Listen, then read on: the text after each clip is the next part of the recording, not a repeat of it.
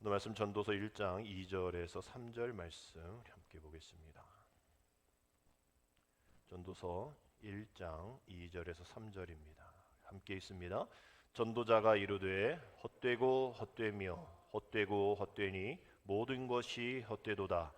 해 아래에서 수고하는 모든 수고가 사람에게 무엇이 유익한가. 아멘. 우리 9월의 마지막 주일 예배 오신 여러분들을 주님의 이름으로 축복하고 환영합니다. 벌써 시간이 이렇게 빨리 흘러가서 이제 금주에 이제 10월이 시작되어지고 다음 주에 또 명절이 시작이 됩니다. 왜 이렇게 시간이 빨리 흘러갈까? 어떤 분은 그렇게 얘기하시더라고요.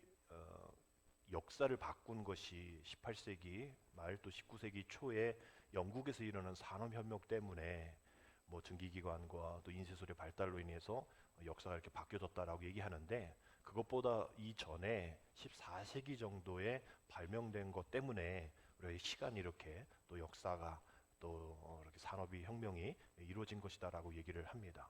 14세기에 발명된 그것이 바로 시계인 것이죠. 처음엔 손목시계가 아니었겠죠. 큰 광장에 있었던 그런 시계였을 겁니다. 그것을 만든 사람이 수공업자, 대포 만드는 사람들이었다고 그래요. 그래서 이 기계가 이제 인간의 모든 노동력을 대신한다. 그 전에는 뭐 해시가 물시계 있었겠지만 정확하게 안 왔었으니까 지금 뭐 12시, 1시 이런 시각만 정하는 그 광장에 시계를 설치를 해놓고 이렇게 우리들이 또 인간이 이런 것들을 잘 만들 수 있다. 이러면서 이제 역사들이 또 바뀌어졌다라고 얘기를 하는 분들이 계세요. 거기서 끝쳤으면 좀 덜 했을 텐데 이제 그 시만 있다 보니까 사람들이 요청하는 거죠. 이거 시로도 정확하지 않으니 분을 해달라. 그것도 분도 좀 정확하지 않으니 초로 해달라. 그 초까지도 이제 내가 볼 수 있게 우리 집에 해달라.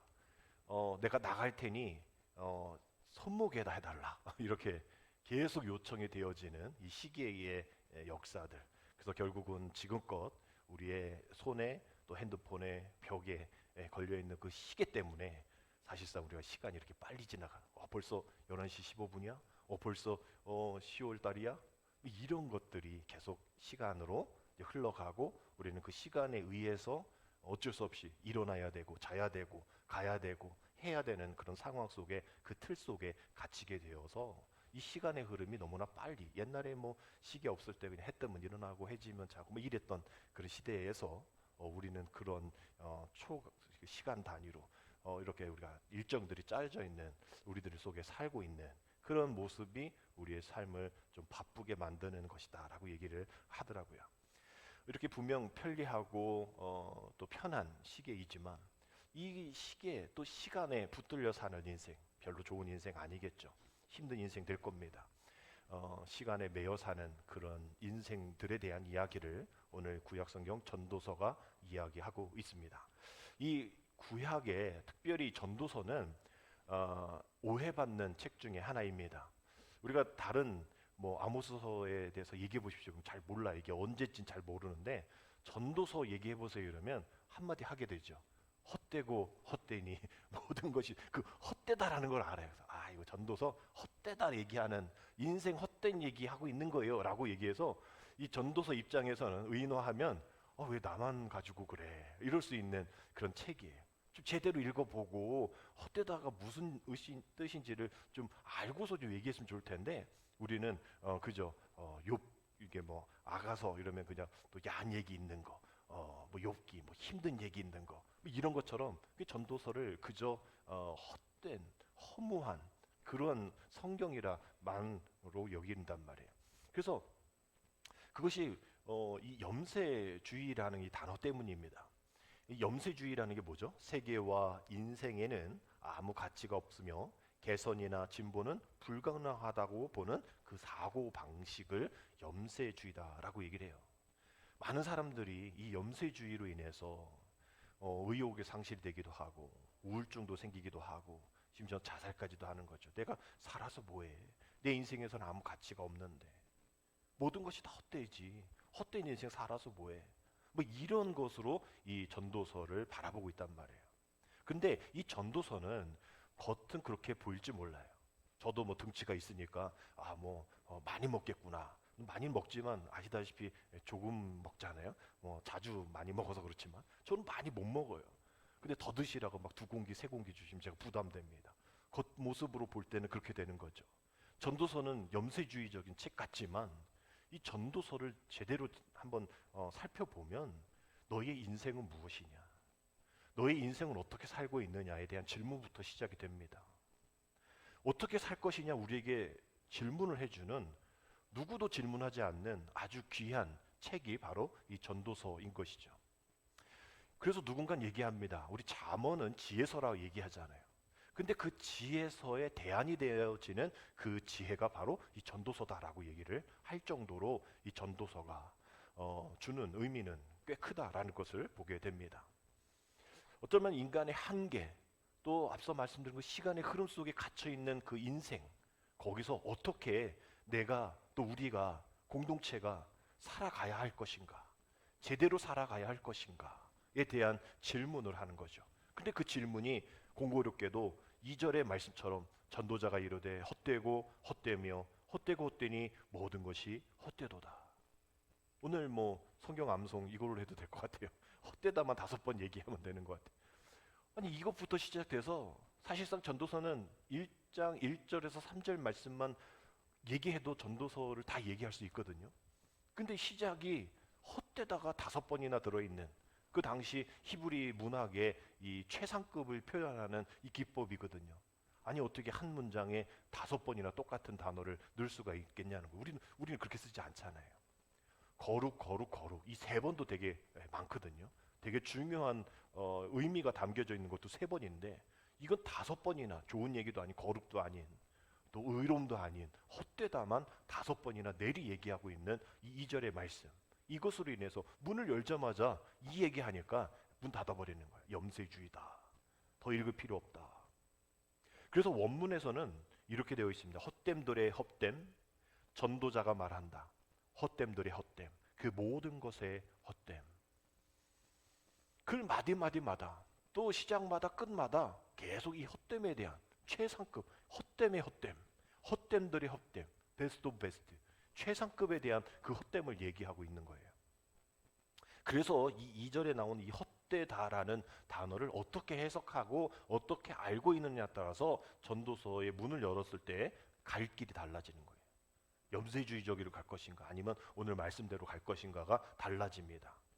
이 헛되다라는 말이 히브리어로 헤벨인데 헤벨의 뜻은 뭐라고요? 숨, 그리고 뭐라고요? 바람, 그리고 연기. 구약에 한 73회 정도 헤벨이라는 단어가 나오는데 이 전도서에만 38번 정도 나옵니다. 반 이상 나오는 게 바로 여기에서의 이 단어인 것이죠. 이 헤벨, 숨, 바람, 연기 특징이 뭐죠? 만질 수 있어요, 없어요? 없어요. 그리고 고정됩니까? 없어집니까? 없어지는 거예요. 만질 수도 없고 고정적이지 않은. 그것이 바로 헤벨이다, 헛되다라는 표현을 쓰고 있는 겁니다. 앞서 말씀드린 대로 73회가 다른 구약 전체에 나온다고 그랬잖아요. 38회는 여기고 다른 곳에는 이 헤벨을 어떤 단어로 쓰고 있냐면 예레미야하고 또 이사야에서 보면 거짓이라는 단어와 함께 쓰고 있어요. 거짓. 그리고 욥기서에서는 덧없음. 또 신명기에서는 소용없는 짓. 근데 이 여기에서 같이 나오는 게 우상입니다. 그래서 구약에서 헛되다라고 얘기했을 때 신명기는 오늘 전도서는 인생 쪽 얘기를 하지만 인생 얘기하지 않는 다른 쪽에서는 우상에 대한 얘기를 하고 있어요. 그래서 소용없는 것, 우상에 대한 얘기를 하고 있는 겁니다. 그래서 이 헤벨이 아까 바람이라 얘기했잖아요.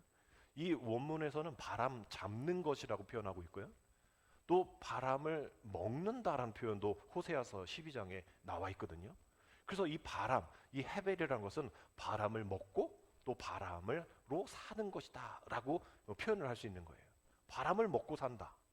여러분 오늘 아침 식사하시고 오셨잖아요. 밥을 먹어야 우리 영양분으로 체내에 들어오지 바람 먹는다고 배부르다 하신 분 계세요? 아니잖아요.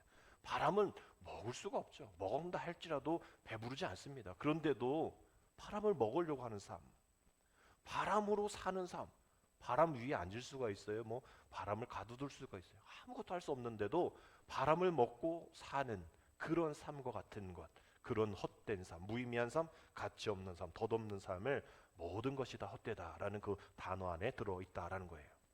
근데 어떻게 헛된가? 3절의 말씀 보니까 해 아래 수고하는 모든 수고가 사람에게 무엇이 유익한가? 그래, 헛되다. 바람을 잡는 것 같은, 바람을 먹는 것 같은 말도 안 되는 얘기, 무의미하고 무가치한 얘기, 어디에서? 여기 뭐라고 돼 있어요? 해 아래에서. 이 해 아래에서는 여기 전도서에만 나오는 단어인데 29번 나옵니다. 그러니까 이 헤벨과 이 해 아래에서는 같이 봐야 되는 거예요. 그래서 헛된데 어떤 때에 헛된 것인가? 해 아래에서라는 표현으로 볼 수 있겠죠. 공간적인 건 아니에요. 뭐 구름 밑에 구름 위가 아니에요. 비행기 타면 구름 위에는 뭐 말짱한데 밑으로 들어오면 뭐 태풍이다. 뭐 이런 그 해 위 아래가 얘기하는 것이 아니라 시간적인 얘기하는 거죠. 시간적인 제약 속에 살아가 있는 우리들. 그래서 이런 이 모든 모습들이 현실적으로 이 해 아래에서의 삶인데, 우리가 아래에서라는 것을 우리가 어떤 영향력 또 어떤 지배력으로 얘기하잖아요. 몸 아래에서, 이 정권 아래에서, 뭐 얘기하듯이 이 문화 아래에서. 그러면 해 아래에서라는 어떤 영향력인가 바라보면 이 본질이 아닌 현상인 거죠. 또 실체가 아니라 그림자를 해 아래에서라고 말을 할 수가 있는 겁니다. 그러니까 이 해라는 것, 즉 그 해를 바라보고, 그럼 우리 궁금한 거죠. 해는 누가 만들었을까? 그래서 하나님이시다라는 것을 느꼈을 때 해, 또 하나님을 바라보는 삶이 아니라 그저 해 아래, 이 땅 가운데에 지배력을 받고 있는 그런 현상과 또 실체가 아닌 그림자의 삶, 그 모든 것들이 다 헛된 삶이다라고 이야기하고 있는 거예요. 그러니 앞서 말씀드린 것처럼 전도서의 문을 열었을 때 헛되다라고 얘기했을 때 모든 것이 다 헛된 게 아니라 어디에서 헛되다? 해 아래에 있는 삶이 헛되다. 그럼 무슨 얘기를 할까요? 해의 영향력 아래에 있는 그런 삶은 헛되다, 안 헛되다? 헛되지 않다라는 얘기를 하고 싶은 거예요. 그걸 얘기하다 보니 헛되다라고 얘기할 수밖에 없는 거죠. 그래서 우리가 그러한 인생과 헛됨의 함정에 빠질 수밖에 없고 전도서 문을 닫는 그러한 일을 하게 되어진 겁니다. 욥도 마찬가지예요. 욥도 내 인생이 왜 이럴까? 나는 아무런 잘못한 게 없는데 왜 내게 이런 가족들, 또 몸에 또 모든 재산들 왜 이렇게 어렵게 만드셨을까? 그래서 막 기도하고 또 친구들한테 물어보고 토론하고 변론했는데도 안 돼. 그래서 막 다 이 문제는 어디에 있는 건가? 하늘인가? 땅인가? 구름인가? 막 얘기를 해요. 거기서부터 찾으려고 해요. 그런데 어떻게 마지막쯤에서 욥이 뭐라 고백하냐면 28장 12절 13절에서 그러나 지혜는 어디서 얻으며 명철이 있는 곳은 어디인고 그 길을 사람이 알지 못하나니 사람 사는 어디에서는 땅에서는 찾을 수가 없구나라고. 욥이 고백하는 거예요. 내가 여기저기 다 찾아봤는데 그 지혜를 얻기 위해서, 그 하나님의 뜻을 알기 위해서 해 아래 다 찾아봤는데 없다라고 얘기하는 거예요. 그것이 허무다라고 얘기하는 거죠. 욥기서 얘기하는 이 전도서 얘기가 해 아래에서의 허무함을 이야기하는 거예요. 그래서 눈에 안 보이는 뿌리보다 눈에 보이는 줄기에만 매달리니 또 그 현상만 바라보고 실체가 아닌 그 그림자만 바라보니 이러한 어려움 속에 살게 되었다. 그러니까 내 삶이 어떤가? 전도서 1장 8절에 이렇게 되어 있죠. 모든 만물이 피곤하다는 것을 사람이 말로 다 말할 수 없나니 눈은 보아도 족함이 없고 귀는 들어도 가득 차지 아니하도다. 이 전도서 1장 8절 딱 지금 우리들의 모습 아닙니까? 그냥 늘 피곤해. 눈에 봐도 족함이 없어. 귀는 들어도 차지 않아요. 마음 허해요. 그러니까 우울해지는 거예요. 그러니까 또 다른 것 없나라고 더 기웃거리는 겁니다. 해 아래에서 전혀 영향이 없는데 말이죠. 만물이 피곤하다는 거예요. 우리 인생이 이렇게 피곤하다라고 얘기해요. 근데 이게 처음부터 그랬냐고요. 에덴 동산에서 어디 창세기 1장부터 인생 피곤하고 뭐 눈에는 보아도 만족함이 없고 귀는 들어도 가득 차지 않아. 어디 그랬어요? 바라보는 모든 것마다 천지창조 하나님의 아름다움이 있었고 들리는 모든 것마다 새소리, 물소리, 하나님의 음성, 아름다운 것들이 가득 찼잖아요. 근데 우리 죄로 인해서 이렇게 피곤한 거예요. 이렇게 들리지도 않고 보아도 족하지 않는 거예요. 눈에 보암직한 것을 보니까, 선악과 따먹으니까, 그 마귀의 유혹의 사탄의 유혹을 들으니까 보아도 들어도 만족하지 못한 피곤한 삶을 살게 된 것이잖아요. 처음부터 그런 게 아니잖아요. 하나님 사람을 만드시고 너무나 힘이 좋았다. 생육하고 번성하라, 충만하라. 그러한 만족함이 있는 그러한 우리의 삶이었는데, 우리 죄로 인하여서 이게 그렇게 되지 못했던 거죠. 그래서 모든 것이 다 헛되었는데, 이 전도서의 이 수수께끼를 풀어주는 이 열쇠 같은 말씀이 12절 14절까지 말씀이 나옵니다. 우리 같이 함께 읽겠습니다. 나 전도자는 예루살렘에서 이스라엘 왕이 되어 마음을 다하며 지혜를 써서 하늘 아래에서 행하는 모든 일을 연구하며 살핀즉 이는 괴로운 것이니 하나님이 인생들에게 주사 수고하게 하신 것이라. 내가 해 아래에서 행하는 모든 일을 보았노라. 보라, 모두 다 헛되어 바람을 잡으려는 것이로다. 아멘. 오늘 이 나 전도자, 전도 저자가 자신을 누구라고 얘기합니까? 예루살렘에서 이스라엘 왕이 되었다. 누구예요? 전도서의 저자가 솔로몬이잖아요. 그러니까 솔로몬이 얘기를 하는데, 우리가 이제 전도서 문을 딱 열었을 때 어떤 아무것도 안 하고 이 세상 살아서 뭐 하고 저 구석에서 그냥 놀고 있는 그런 사람이 얘기한 게 아니라 이스라엘 왕이 얘기를 한 거잖아요. 그러니까 우리가 더 귀를 기울여 봐야 하는데, 이스라엘 왕이 뭐를 얘기하냐면, 내가 왕인데, 내가 왕이 되어서 뭐 돈 벌려고 뭐 이렇게 하고 뭐 이런 거에 힘썼던 것이 아니라, 나는 마음을 다하여서 했던 일이, 왕으로서 했던 일이, 이 인생, 이 세상을 지배하는 것이 무엇인지, 인생이 무엇인지, 이것을 위해서 내가 마음 다하여서 알기를 원하였다라고 오늘 고백을 하고 있는 거예요. 그러니까 전도서가 아무 뭐 그냥 우울증 환자가 쓴 우울증의 어떤 교본, 일기가 아니라, 모든 최상층에 있었던 그 지도자가 또 이 인생을, 또 이 공동체를 어떻게 이끌어 나갈까를 고심고심해서 살펴봤는데 아니더라는 거예요. 마음을 다하여 지혜를 써서 살펴봤는데, 알아봤는데, 또 공부했는데, 머리를 써봤는데, 온갖 지혜를 다 동원해 봤는데 모르겠다는 거예요. 안 나온다는 거예요, 정답이. 머리로만으로 다 믿을 수 없는 인간의 한계를 어떤 다른 사람이 아니라 최고층에 있었던 지도자, 왕의 사람 솔로몬이 그 입에서 나오는 이야기라는 거예요.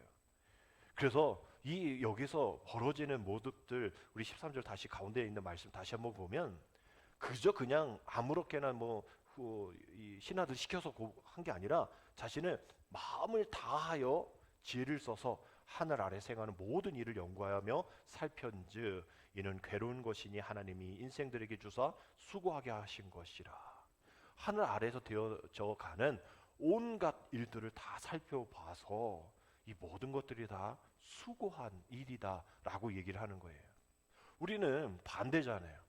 아는 것이 힘이다 라고 얘기하고, 더 많은 지혜, 더 많은 그러한 연구, 더 많은 그런 획득을 얻기 위해서 우리는 애쓰는데, 솔로몬은 자기가 해봤더니 그거 아무것도 아니다라는 거예요.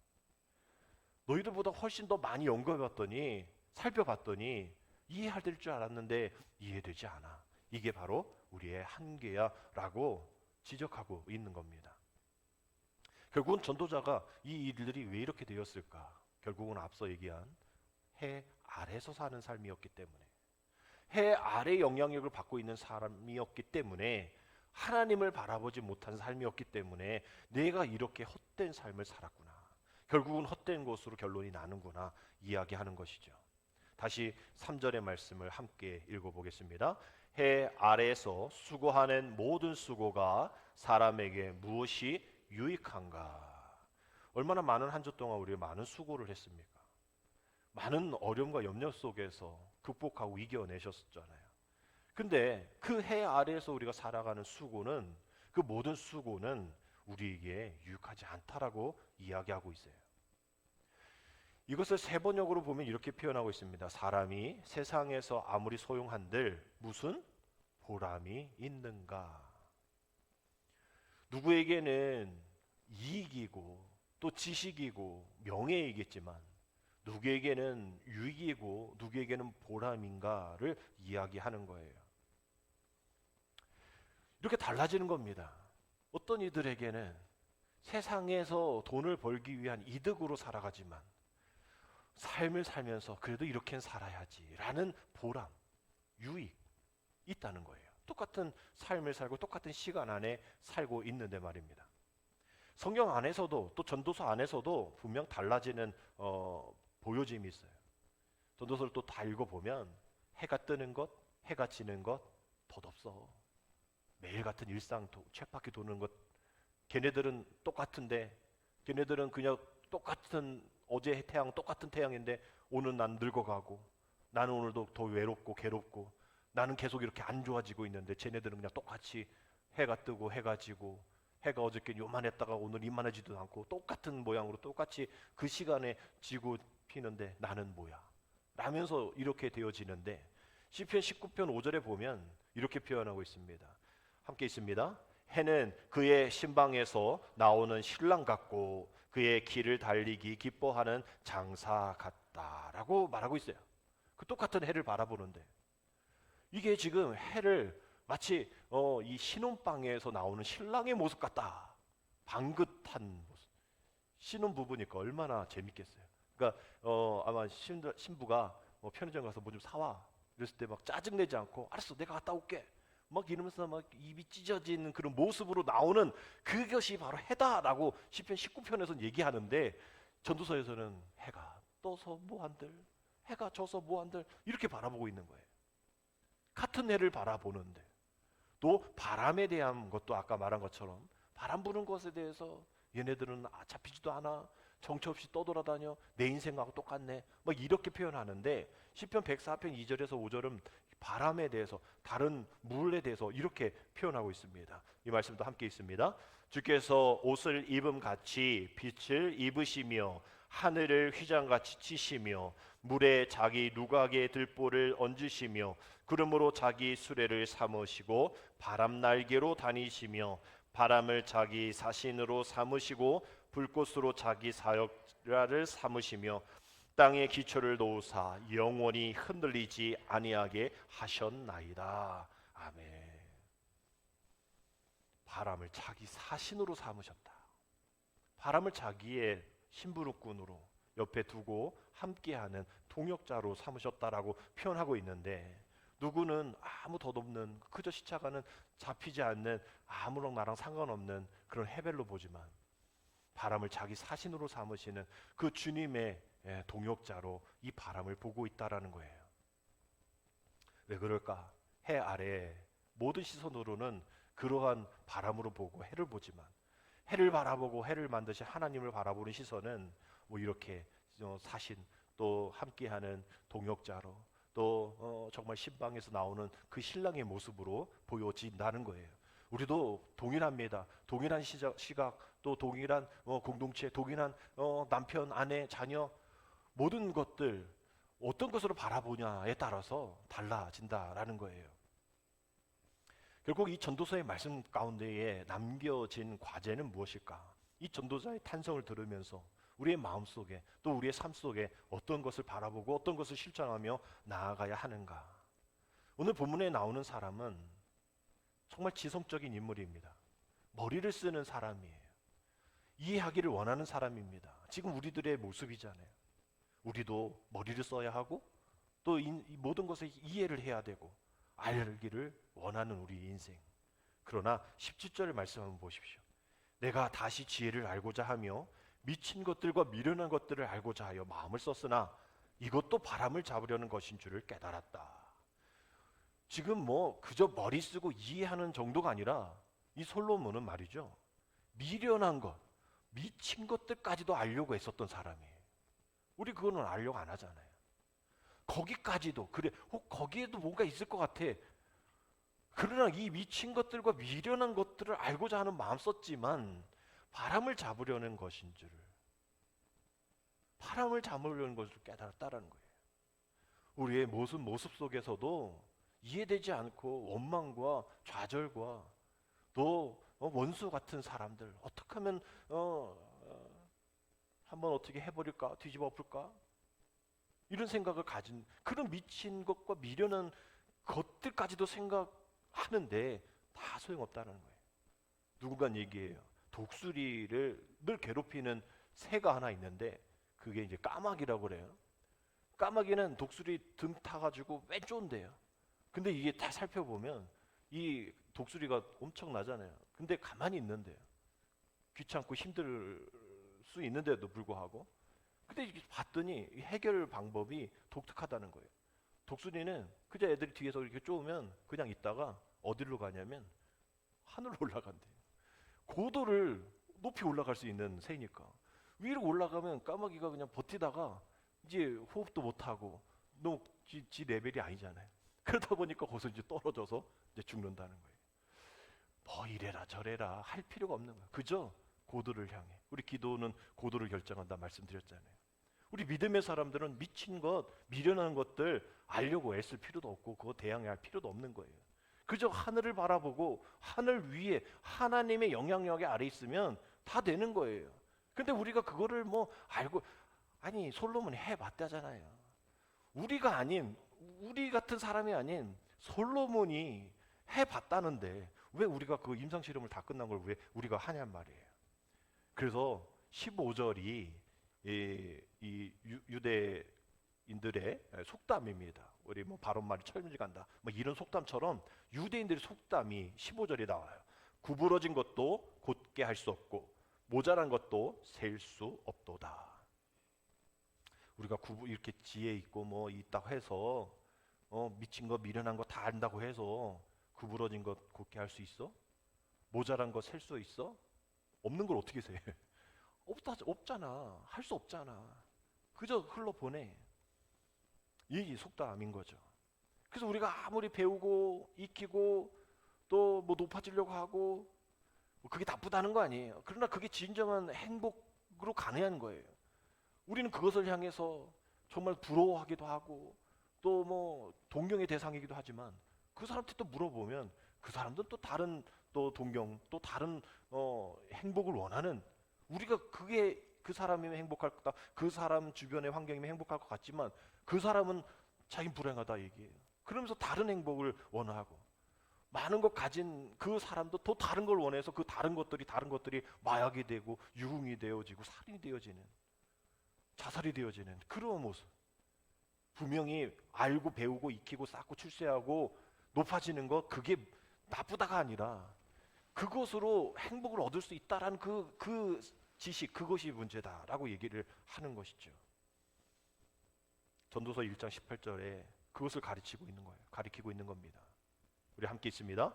지혜가 많으면 번뇌도 많으니 지식을 더하는 자는 근심을 더하느니라. 지혜와 지식이 풍부했던 솔로몬의 결론인 거예요. 다 해봤더니 번뇌만 더 많아져. 근심만 더 많아져. 내가 해봤으니 그러지 마. 자유함이 없더라고. 이 솔로몬이 그렇게 얘기했잖아요. 그러면 예수님은 어떻게 얘기했을까? 요한복음 8장 31절 32절 이렇게 말씀하셨잖아요. 그러므로 예수께서 자기를 믿은 유대인들에게 이르시되 너희가 내 말에 거하면 참으로 내 제자가 되고 진리를 알지니 진리가 너희를 자유롭게 하리라. 오늘 전도서에 반하는 말이 두 개가 나오죠. 해 아래가 아니라 내 말에 거하면, 해 아래가 아니라 하나님 말씀 안에, 주님의 말씀 안에 거하면 만족함이 있는 제자가 되어진다. 지식과 지혜가 아니라 진리가 너희를 자유롭게 하리라. 아멘. 진리가 너희를 자유롭게 하리라. 그 진리가 누구냐는 거예요. 우리는 이 물음에 계속 앞에 얘기를 하는 겁니다. 이 진리가 누구입니까? 예수 그리스도, 하나님 성령님, 삼위일체 하나님이세요. 오늘 그래서 우리가 찬양은 다 예수 일라이 예수. 이거는 아랍권 찬양이에요. 선교 가면 일라이 예수와 일라이 예수와 일라이 예수, 오직 예수. 그 아랍권 애들이 이걸 따라 부른다는 거예요. 일라이 예수와. 다른 것 아니에요. 알라 아니에요. 오직 일라이 예수와 오직 예수입니다. 진리이신, 본질이신, 그림자가 아닌 그 실상이신 예수님, 그것을 붙잡아야 해 아래에서는 안 돼. 그것을 붙잡아야, 진리를 붙잡아야 우리가 그 진리 되신 주님을 향해 나아갈 때 그제서의 행복이 있는 것이고 그제서의 유익이 있는 것이다 라고 이야기하는 겁니다. 이것이 바로 우리를 새롭게 하는 말씀인 것이죠. 요한계시록 21장 5절에 보좌에 앉으신 이가 이르시되 보라 내가 만물을 새롭게 하노라 하시고, 또 이르시되 이 말은 신실하고 참되니 기록하라 하시고, 그 신실하시고 참되신 그 거룩한 진리신 그 주님께서 모든 것을 새롭게 하신다라는 거예요. 새롭지 않다라고 얘기하는, 늘 똑같다라고 얘기하는 그 전도서의 얘기를 우리 주님은 나 진리인 생명인 생명의 떡인 예수 그리스도를 통하여서 자유롭게 될 것이다 라고 말씀합니다. 결국 오늘 설교의 모든 내용을 한마디로 요약을 하라면 돌아가신 이어령 교수님의 책이죠. 지성에서 영성으로, 그것으로 볼 수가 있을 거예요. 우리는 지성의 삶을 삽니다. 또 그것이 지혜, 지식, 그걸 많이 갖고 있는 사람 부러워해요. 그러나 아무리 지식과 지혜 또 뭐 지성이 있다 할지라도 영성이 빠진 믿음의 사람들은 아무 유익이 없고 아무런 매력이 없는 사람이라. 왜 우리 기독교인들이 세상에 손가락질 받을까?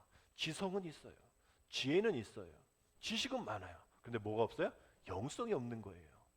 해 아래에서 뭔가 하려고 애써요. 그러나 그 해 아래에서는 이 리밋이 있다라는 것을 기억하지 못하고 계속 거기를 향해 나가는 거예요. 거기를 향해서 100, 1000, 억, 수많은 것들을 투자를 하는 거예요. 그거 아니라 얘기하잖아요. 진리가 너를 자유케 하리니. 그 진리를 바라보면서, 허무함이 아닌 그 진리를 바라보면서 내 삶 속에 무엇이, 우리 교회 안에 무엇이, 내 신앙 안에, 내 주변에, 내 가정 안에 무엇이 있어야 하는가? 지성인가? 내 자녀들에게 지성인가? 지혜인가? 지식인가? 아니면 영성인가? 그것을 통해서 우리가 붙잡고 있다면 흔들리지 않는다라는 거죠. 고린도전서 15장 58절 함께 있습니다. 그러므로 내 사랑하는 형제들아 견실하며 흔들리지 말고 항상 주의 일에 더욱 힘쓰는 자들이 되라. 이는 너희의 수고가 주 안에서 헛되지 않은 줄을 알미라. 오늘 우리가 헛되다에 대해서 배웠잖아요.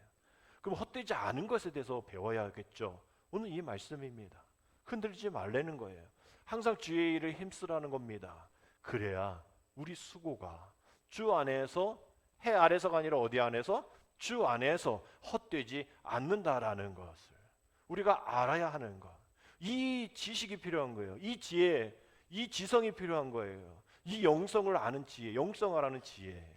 이것이 헛되지 않은 것이 어딘가를 우리가 안다면 우리도 그렇게 살아야 하고, 헛된 인생을 사는 이 세상 사람들에게 해 아래서가 아닌 주 안에서 수고하는 것이 헛되지 않은 수고야 라고 얘기해 줄 수가 있어야 되잖아요. 세상에 흔들리지 말고 주인 대신 주님께 순종할 때에 진리가 우리를 자유케 한다는 이 사실을 우리가 기억하면서 새로운 10월 한 달도 그 주어진 시간, 물질, 모든 것 다 내 어떤 지혜, 지식, 지성으로 뭔가를 얻으려고 해 아래에서 수고하지 마시고 진리 되신 우리 주님을 바라보며, 본질을 바라보며 그 주님의 은혜 안에서 수고하는 그 수고, 헛되지 않는 그 수고를 향해 나아가는, 수고하는 저와 여러분 되시기를 주님의 이름으로 축복합니다. 기도드립니다. 하나님, 우리가 사는 짧은 인생 동안 후회 없는 인생 살기를 원합니다. 그 인생 살기를 원할 때 창조주 하나님을 바로 알 수 있도록 인도하여 주옵소서. 그리하여 해 아래에 있는 미련한 자로 살지 말고 모든 것을 창조하시며 날마다 새롭게 하시는 하나님을 알고 자신의 존재 가치를 알아 우리 자신이 무엇 때문에 살아야 하는지를 깨닫는 은혜를 허락하여 주옵소서. 예수님의 이름으로 감사하며 기도드립니다. 아멘.